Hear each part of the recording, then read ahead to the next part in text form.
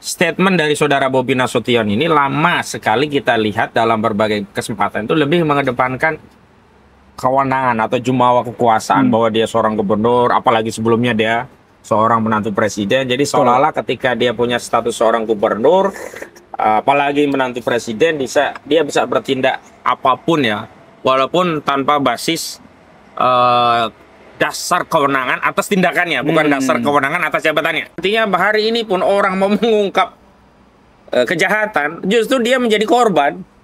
Akhirnya kan kita ngambil pilihan, loh, kalau begitu resiko untuk mengungkap kebenaran hari ini besar. Artinya gini aja, udah mau diam atau melawan. Kalau melawan ya udah sekalian, kalau diam ya sudah bungkap. Memang kalau kita diam, itu lebih berat. Kenapa? Pasti akan ada tanggung jawab di akhirat. Lu kenapa diam? Mau ada kezaliman lu diam. Apa lu mau disebut sebagai setan bisu, setanul akhros? Walaupun yang lebih parah itu sebenarnya bukan setan bisu, setan orasi. Setan orasi itu setonun natik. Apa itu setan orasi? Ini orang yang melegitimasi kedoliman dengan berbagai dalih.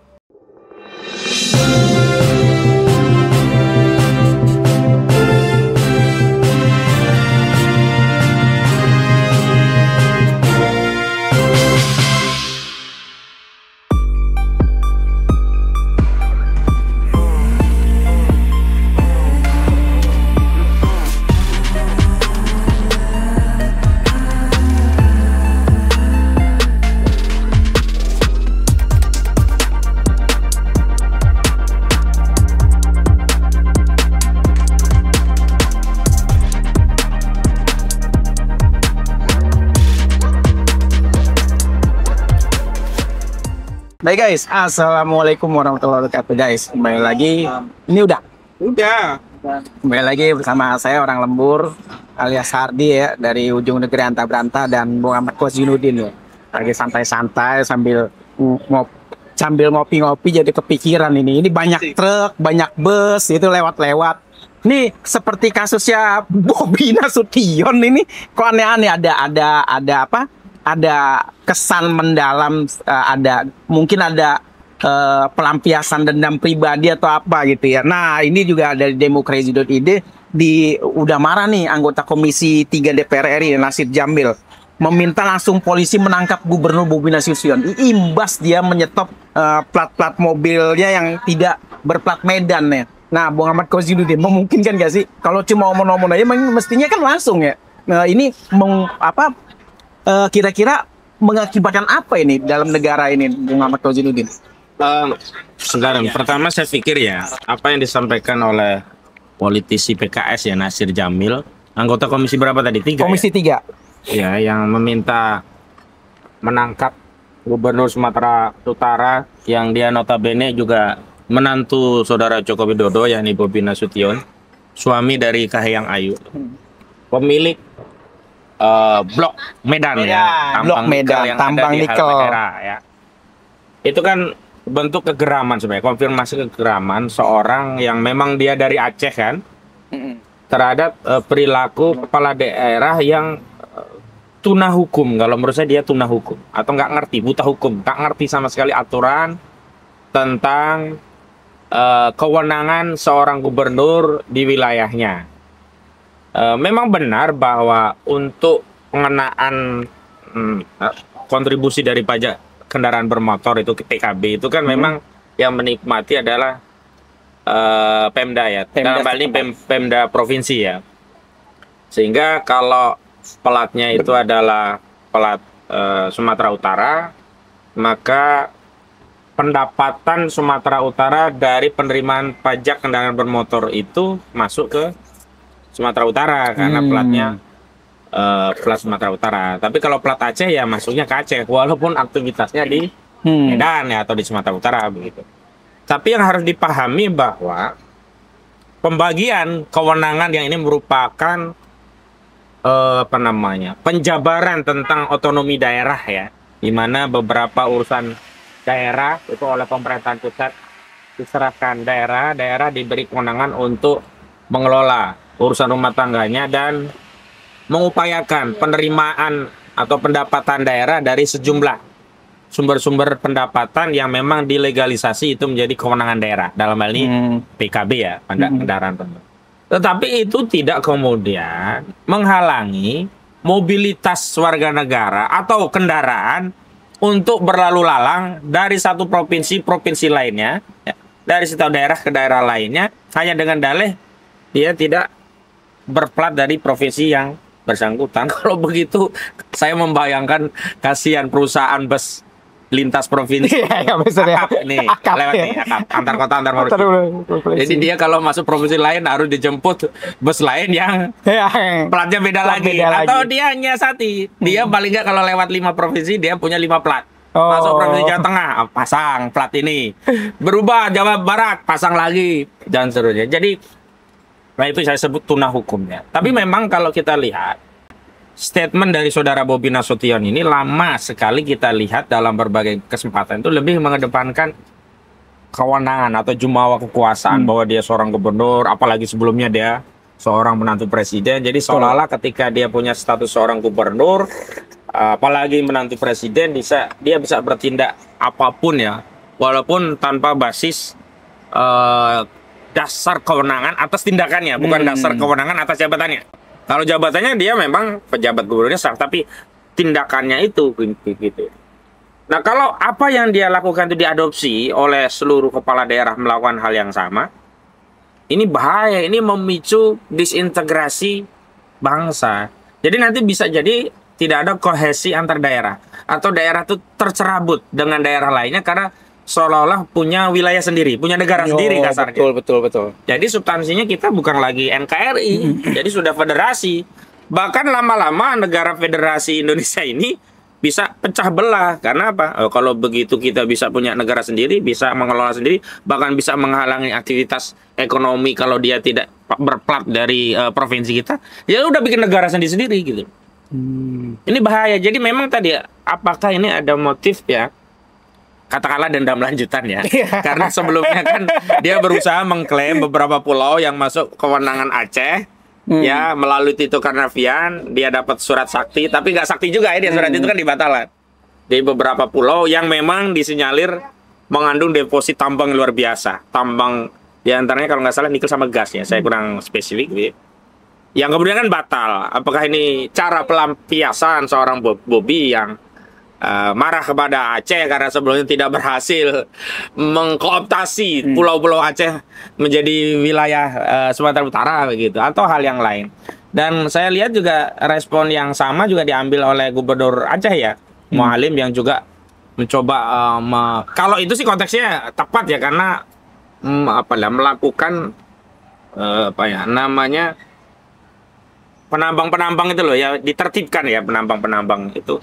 Bukan karena motif itu platnya itu apakah Sumatera Utara. Nah, coba kita cek lagi apakah ada langkah yang serupa yang diambil oleh Gubernur Aceh Mualim ya terhadap Bobi, yang ya menurut saya sebagai orang Aceh wajar tersinggung ya. Seolah-olah kalau kita pakai plat Aceh nggak boleh mencari nafkah di wilayah lainnya. Padahal ya tadi ya, bus akap itu nyari nafkahnya kepada mana itu, dari ujung Jawa di mana di perbatasan Bali sana di Tulungagung sampai ke ujung Aceh. Itu kan Aceh. ada yang akap dari Aceh. Misalnya kalau yang di Sumatera terkenal ALS, antar lintar Sumatera, itu kan sampai Jawa juga itu. ALS itu sudah ketahuan dari jauh itu busnya udah bau Sumatera. Kenapa? Karena melintasi Sumatera begitu panjang perjalanannya, kan nggak bisa gitu juga begitu. Begitu Bung Ardi. Oke. Nah, memang acap kali udah mulai santer ya, KPK didesak untuk memanggil Bobi Nasution sebagai saksi dalam sidang korupsi proyek jalan. Nah, tapi dikatakan sama Bobi ya, dia siap aja ya. Dari Medan yang kita bacain dikit, Majelis Hakim Pengadilan Negeri Medan memerintahkan jaksa KPK untuk menghadirkan Gubernur Sumatera Utara Bobi Nasution dalam sidang dugaan korupsi pembangunan jalan. Nah, sedangkan Bobi bilang siap, menegaskan memberi keterangan ke dalam di hadapan majelis hakim apabila diperlukan dalam proses hukum. Nah, ini kan bau-bau korupsi, Bung. Semenjak seseorang itu menjabat itu sebenarnya kan dia bisa sih tidak menghindari korupsi atau ini. Tapi kok seolah-olah kok hampir rata-rata ya, dari mulai menteri segala macam itu terindikasi korupsi. Nah, ini Bung Ahmad Ghazidi gimana menyikapin ini? Pertama, memang pada akhirnya Tetap saja Bobby itu nggak akan dihadirkan kalau jaksa tidak memanggil ya. Kalau nggak manggil ya. Karena eksekusinya itu kan ada pada jaksa. Dan di situ kita akan lihat subjektivitas jaksa. Apakah jaksa bekerja mewakili negara dalam rangka menegakkan hukum, di antaranya menindaklanjuti perintah dari majelis hakim, hakim gitu. Dan yang kedua, jaksa hanya alat kekuasaan sehingga dia memilih siapa saja yang akan dipanggil. Misalnya dalam kasus Bobby sudah jelas ada perintah majelis hakim, tapi jaksa tidak mengeluarkan surat pemanggilan Bobby untuk dihadirkan sebagai saksi dalam sebuah persidangan yang terbuka untuk Jadi menurut saya Bobby bisa aja dia ngomong, ya saya siap. Tapi kalau di belakang, tolong dong jaksa jangan keluarin. Atau jaksanya memang nggak mau ngeluarin, akhirnya apa? Ya kita tidak mendapatkan gambaran secara utuh bahwa kasus korupsi itu selalu dilakukan.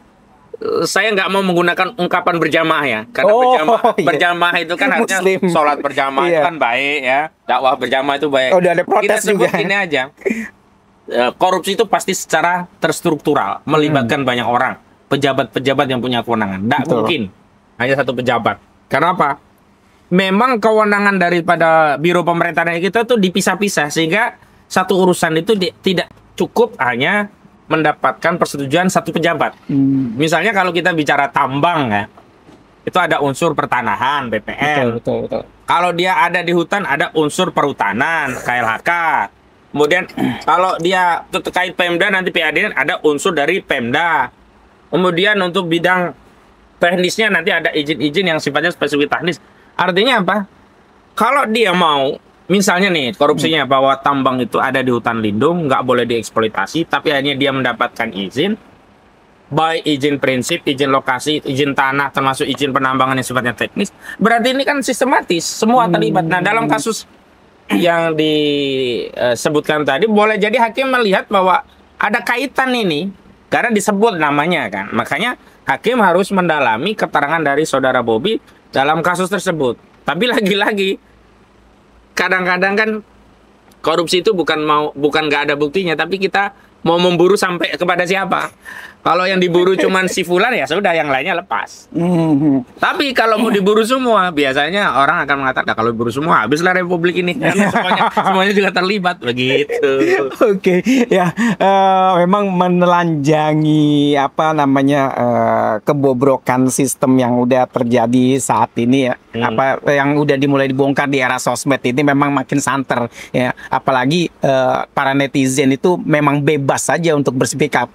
Atau ketika dia menemukan bukti baru, dia nggak langsung mungkin kirim yang dia dilakukan KPK tuh, kalau ada korupsi laporkan KPK. Dia nggak langsung laporkan, mungkin langsung komentar aja atau dia bikin video di netizen. Nah, dengan era-era sosmed seperti ini ya, speak up atau berbicara tentang korupsi itu dari segi hukum nih, kira-kira gimana saran-sarannya gitu, Bung Ahmad Kozzinuddin? Kan orang nggak asal bicara aja tentang bukti korupsi atau gimana gitu.